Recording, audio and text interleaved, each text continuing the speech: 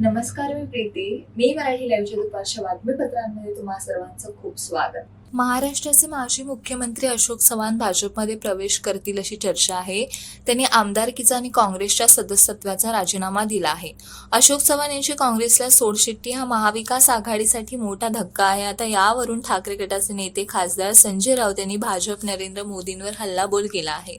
आम्हाला फार मोठा पेच आहे. पंतप्रधान नरेंद्र मोदी आता देशाला काय तोंड दाखवतील?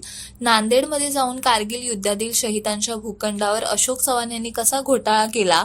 भाजपाने शहीदांच्या अपमानाविरुद्ध आंदोलन सुरू केलं. आज त्याचं काय झालं? अशोक चव्हाणांना घेऊन त्या शहीदांचा अपमान धुवून काढला का, असा सवाल संजय राऊत यांनी विचारला. राज्याचे माजी मुख्यमंत्री अशोक चव्हाण यांनी काल काँग्रेसला सोडचिठ्ठी दिली. पक्ष सोडल्यानंतर अशोक चव्हाण यांनी पहिल्यांदाच काँग्रेस पक्षावर आणि काँग्रेसच्या कारभारावर जोरदार टीका केली. महाराष्ट्र प्रदेश काँग्रेसमध्ये समन्वय नव्हता, सगळा मनमानी कारभार सुरू होता, असं अशोक चव्हाण म्हणाले. निवडणुकांच्या अनुषंगानेही अशोक चव्हाण यांनी महत्त्वाचं विधान केलं आहे. निवडणूक जिंकण्याच्या दृष्टीने काँग्रेसमध्ये तयारी नव्हती. काँग्रेसमध्ये कोणतेही बदल दिसत नव्हते. किती काळ स्वतःची कोंडी होऊ द्यायची, असं अशोक चव्हाण म्हणाले. राजकारणात पक्षात बदल होत असतात. लोक येतात तसे जातातही. एक व्यक्ती पक्षाच्या बाहेर गेली म्हणजे काही पूर्ण पक्ष डिस्टर्ब होत नाही. या परिस्थितीमधून काँग्रेस पुन्हा उभारी घेईल आणि पक्ष मजबूतीने उभा राहील, असा विश्वास काँग्रेसचे ज्येष्ठ नेते विजय वडेट्टीवार यांनी व्यक्त केला. मी कायम काँग्रेस सोबत आहे. पक्षाने मला खूप काही दिलं. मी काँग्रेस सोबत होतो, काँग्रेस सोबत आहे आणि काँग्रेस सोबतच राहणार, असंही वडेट्टीवार यांनी स्पष्ट केलं.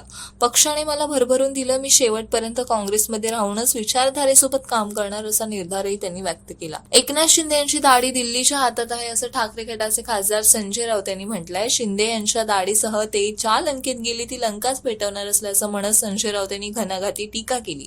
मुख्यमंत्री एकनाथ शिंदे यांच्यावर केली आहे. तर लंकेचा विषय करून नका. तुम्ही सगळे लोक रावण आहात. आधी रामायण वाचून घ्या. रावणाची लंका दहन झालेली आणि महाराष्ट्रात रामाचं वास्तव्य होतं, असं संजय राऊत यांनी म्हटलंय. दरम्यान दाढीने जर काडी फिरवली तर तुमची लंका जळून खाक होईल, असं प्रत्युत्तर मुख्यमंत्री एकनाथ शिंदे यांनी उद्धव ठाकरे यांच्या दाढीवरून केलेल्या टीकेवर दिलाय.